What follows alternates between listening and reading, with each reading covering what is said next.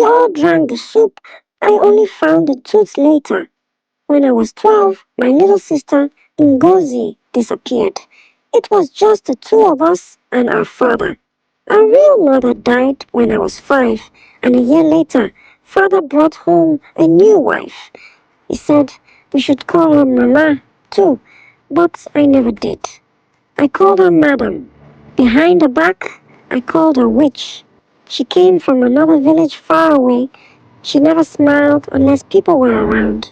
She acted sweet to my father, but when he left for work, she changed. If we played too loudly, she beat us. If we forgot to say thank you, she slapped us.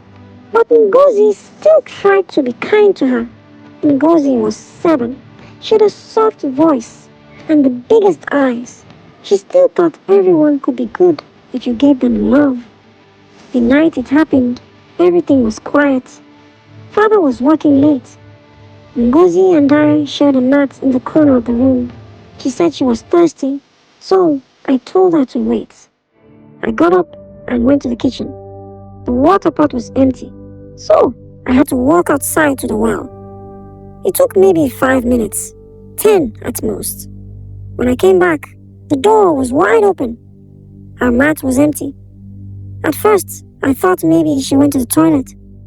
I called her name softly, then louder.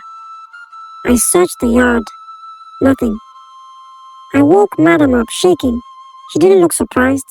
She just sat up and said, "She probably ran off.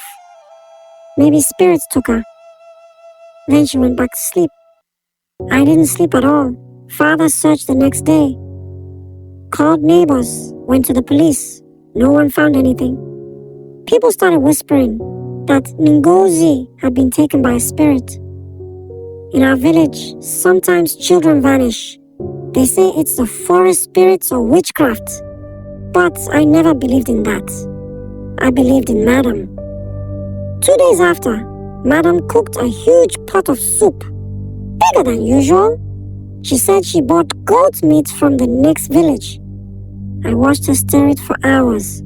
The smell was strong and strange, not bad, just different. Everyone ate, my father, the neighbors who came to help look for Ngozi, even me. That night, I vomited behind the house. I don't know if it was guilt or my stomach knew.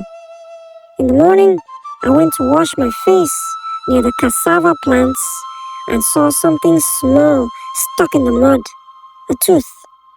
Ngozi had a crack in her front tooth. She got it when she fell playing outside last year. I knew it was hers. I held it in my palm for a long time. Then I put it in my pocket. I didn't tell anyone, not even my father. I watched Madam at every meal after that.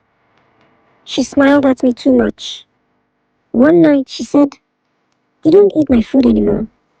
"Why?" I shrugged. She laughed and said, "You think I did something?" And she leaned closer. "Careful, your sister talked too much too." I couldn't sleep that night. I kept hearing Ngozi's voice, calling me from the kitchen. So I ran.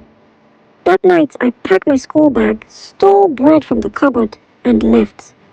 I walked through the bush, not knowing where I was going. I didn't stop until morning. I hid near a farm. A man found me and asked who I was. I told him everything. He took me to the police. They went to our house with dogs. They searched the yard. Behind the chicken coop, they dug up bones. Tiny ones. Some still had bits of cloth stuck to them. The cloth matched Ngozi's sleeping dress. My father cried for days. He didn't look at Madam when they took her away. She didn't scream. She didn't cry. She just kept saying she was too loud. She was always watching me. They say she killed 2 other children in her old village, but no one believed the rumors then. Now I live with my aunt in the city. They say I'm safe, but I still check every meal, every stew, every soup. And sometimes, in my dreams, I smell that same strong scent. And I see Madam stirring the pot, smiling, saying, "You're next."